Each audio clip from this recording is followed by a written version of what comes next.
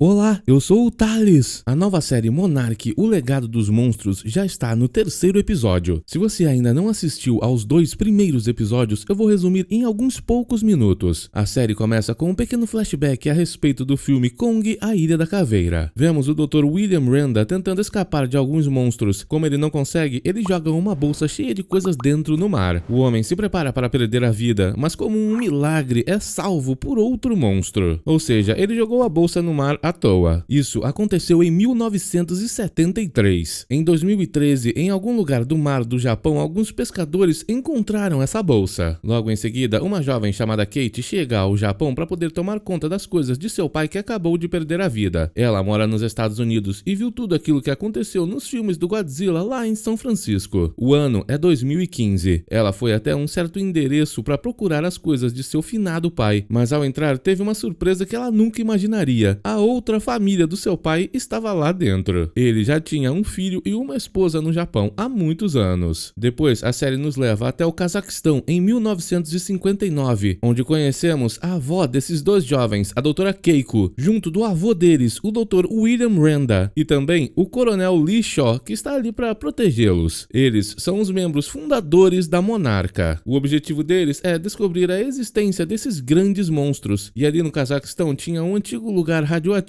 que poderia ter alguma coisa. Assim que invadem esse local e explodem uma entrada, eles descobrem vários ovos de alguma criatura que logo começam a eclodir e eles têm que escapar dali antes de perder a vida. Mas acontece que infelizmente o Dr. William Randa não conseguiu puxar a corda da Dra. Keiko e ela caiu no meio dos monstros. Em 2015, Kate, a filha do Dr. Hiroshi, foi levada pelo outro filho dele, o Kentaro, até o escritório do pai. Eles queriam entender um pouco mais sobre a vida do homem, já que ninguém sabia direito, e ali dentro encontraram um cofre. Kate tentou as combinações de aniversário da família e abriu esse cofre com facilidade. Lá dentro tinha aquela pasta que o Dr. William Randa jogou no oceano. Ao abri-la, eles perceberam que tinham fitas e dispositivos muito antigos. Para poder acessá-los, Kentaro teve a ideia de levá-los até uma antiga amiga dele. Ela se chama Mei e é especialista em arquivos de áudio antigos. Eles vão para o apartamento dela e começam a abrir todos aqueles arquivos. Ela tem acesso a diversos arquivos da Monarca sobre monstros, o Pé Grande e o Godzilla. Eles não entendem nada, mas por algum motivo, assim que foram abertos, esses arquivos de mais de 50 anos da Monarca foram rastreados por alguém lá na base da Monarca ao vivo. Por causa disso, o diretor ficou sabendo que alguém no Japão descobriu esses arquivos extremamente importantes e resolveu ir até lá para ver quem foi. E a Kate contou para seu irmão e para a amiga dele que a última vez que ela viu seu pai foi em São Francisco em 2013, quando ele se despediu dela e mandou que fosse com sua mãe se esconder em algum local dos Estados Unidos. Depois disso, ele desapareceu e tudo que ela sabe é que ele foi para o Alasca. Pronto, agora no segundo episódio, a série nos conta como os fundadores da Monarca se conheceram. O coronel Lee Shaw foi enviado por um general até o Japão para poder escoltar a doutora Keiko. Isso foi em 1952. Eles então foram até algum local das Filipinas onde ela conseguiu leituras nucleares. No meio da floresta, de repente apareceu o Dr. William Randa. Ele estava filmando, pois investigou e achou que ali existia algum tipo de criatura. Foi desse jeito que todos se conheceram. Já em 2015, no Japão, Kentaro, enquanto ia para o trabalho, deu alguma coisa na cabeça dele e ele entrou no escritório de seu pai. Revirando os documentos, ele encontrou uma pasta em um dos armários que continha um arquivo a respeito do coronel Lee Shaw. Ele está em um lugar de aposentadoria ali no Japão. Sua irmã Kate estava se preparando para voltar para os Estados Unidos quando aquele diretor da Monarca apareceu do nada, dizendo que ela tinha que ir com ele. Kate tentou fugir, mas não adiantou. Ela foi parar no carro junto daquele homem e de uma mulher que trabalha para ele. Sabendo que potencialmente poderia ser levada para ser presa, a Kate deu uma de ninja e com um chute no banco da motorista conseguiu fazer o carro capotar. Ela tentou falar para as autoridades que acabou de perder tudo que tinha, pois alguém estava tentando levá-la, mas eles nem deram bola para ela. Lá no passado, a doutora Keiko e o William Randa conversavam a respeito das lendas de um dragão que existia naquela região, que ao voar deixava um rastro de fogo nos céus. Eles acham que esse rastro pode ser algo radioativo e a criatura deve estar ali perto. O coronel Lee Shaw, entretanto, acha que isso é tudo uma loucura e pega o carro para ir embora. A doutora Keiko e o William continuam andando pela floresta. Os dois seguiam um mapa da radiação e chegaram até um local com um gigantesco navio de guerra. Era isso que o William Randa estava procurando. Afinal, quando jovem, ele serviu viu naquele navio. Só que na época o navio afundou, pois todos acharam que tinha sido um ataque de um submarino japonês. Apenas o Dr. William sobreviveu. Em 2015, no Japão, Kate foi procurar a May, porém, aquele pessoal da Monarca estava em seu apartamento e elas tiveram que fugir. Enquanto isso, em casa, Kentaro mostrava uma foto do Coronel Lee Shaw para sua mãe e descobre que ela costumava conhecê-lo. Do nada, aquele homem e aquela mulher aparecem na casa deles. Eles dizem que querem os arquivos do Hiroshi e o Kentaro finge que vai buscá-los para ele, mas sai correndo dali. De volta ao passado, enquanto fugia do local, o Coronel Lee Shaw viu o tal do rastro de fogo no céu e acreditou na história do monstro. Ele então voltou até a Dra. Keiko. Ela estava com William Randa dentro daquele navio, onde encontraram diversos corpos cobertos por uma substância estranha. Do nada, o navio começou a ser atacado por um monstro. Por sorte, o Coronel Lee Shaw apareceu na hora e conseguiu ajudá-los a escapar. Do lado de fora, eles viram a gigantesca criatura que concordaram parecer muito com um dragão. Em 2015, Kate, Kentaro e May resolveram ir procurar a única pessoa que poderia saber de alguma coisa, o Coronel Lee Shaw. Eles então foram até o asilo onde ele estava hospedado, e o homem conta que aquele asilo é onde a monarca guarda pessoas que não podem fugir. Kate então conta tudo pra ele, dizendo que achou que seu pai Hiroshi havia perdido a vida, mas talvez ele esteja perdido em algum local do Alasca. Para descobrir o que realmente aconteceu, eles terão que fugir daquele local. Agora, chegamos no terceiro episódio. Ele começa com Lee Shaw falando com os amigos que ele conhece alguém na Coreia que pode levá-los até o Alasca. Todos então têm que se apressar para chegar até o carro e fugir daquele local, pois os seguranças já ligaram os alarmes, afinal viram todos conversando pelas câmeras. Lee Shaw está extremamente animado em utilizar aquele carro para fugir dali com os jovens, afinal ele já está preso naquele local há mais de 20 anos. Somos então levados até o passado, no momento em que os doutores e o Coronel Lee Shaw estavam esperando a chegada do general e outros oficiais do exército. Acontece que para poder transformar a iniciativa monarca em algo real, eles precisavam de alguém para financiar. Isso foi em 1954 e a Dra. Keiko já era casada com o Dr. William Randa. Eles então vão mostrar para os militares uma gigantesca pegada que eles conseguiram encontrar na Indonésia. O general não consegue entender como algo tão grande anda por aí sem ser encontrado, e os cientistas dizem que tem algumas teorias. O general então diz que para provar que essa criatura existe, ele precisa pelo menos de uma fotografia, mas os doutores dizem para ele que dá para atrair essa criatura. Tudo que eles precisam é de 70 quilos de urânio. Dra. Keiko então explica que esses titãs, além de emitir radiação, eles também talvez sejam capazes de absorvê-la e se alimentar dela. Por causa disso, o urânio vai atrair algum deles. O general não sabe o que fazer, porém Lee Shaw diz para ele que uma criatura daquele tamanho é uma ameaça para todo o mundo, e o general entende que tem que fazer alguma coisa. Depois que o homem vai embora, descobrimos que ele concordou em providenciar o urânio. Em 2015, Lee Shaw e os jovens estão em uma balsa indo em direção ao local onde ele conversará com o seu amigo. Esse local fica na Coreia, e esse tal amigo é o único que pode levá-los até o Alasca. A série então nos leva até 1954, mais precisamente no atol do Bikini, aquele local famoso onde aconteciam testes nucleares. É para ali onde os militares estão levando os 70 quilos de urânio que os doutores pediram. Mas assim que se aproximam, eles ficam em choque ao perceber que esse urânio está dentro de uma gigantesca bomba. Isso mesmo, os militares querem atrair e destruir o Titã. O coronel tenta conversar com o general, dizendo que eles têm que atrair a criatura para poder ter uma chance de estudá-la. Porém, o general diz que teve que falar com muita gente superior a ele para pedir permissão para obter esse urânio, e o resultado disso foi que todas essas pessoas decidiram que essa tal criatura não pode ficar viva. Além disso, aquela gigantesca bomba nuclear não pode voltar para onde ela veio, pois seria um alto risco de segurança. O general sabe que não é isso que os cientistas queriam, porém, todo esse assunto se tornou muito maior do que eles. E essa é a única ajuda que o exército dos Estados Unidos vai dar por enquanto. Enquanto isso, lá na balsa, May estava conversando com alguém pelo celular. Kentaro se aproximou e ela simplesmente arremessou o celular pro oceano. Ela está muito triste com ele, pois por causa do jovem, talvez sua vida tenha sido destruída para sempre. E é verdade, ele nem tem o que dizer. Na cena seguinte, Lee Shaw está prestes a arremessar todos aqueles arquivos que eles encontraram do pai do Kentaro no oceano, pois tudo isso pode ser muito perigoso para eles carregarem. Kentaro não quer que ele faça isso, pois são lembranças de seu pai, e talvez, assim que chegarem no Alasca, eles irão precisar daquela aquelas coisas para encontrá-lo. Só que Lee Shaw diz que a Mei já digitalizou tudo e eles não precisam das cópias físicas. E isso convence o Kentaro. Logo, eles chegam até a Coreia. Ali é a embaixada e o amigo do Lee Shaw trabalha ali. Eles então ficam na fila dos passaportes, mas logo o pessoal percebe que eles não têm nem documentos e os levam para ser presos. Mas acontece que um dos homens que estava os levando para serem presos era o amigo do Lee Shaw, que desmaiou o outro homem e depois salvou o grupo.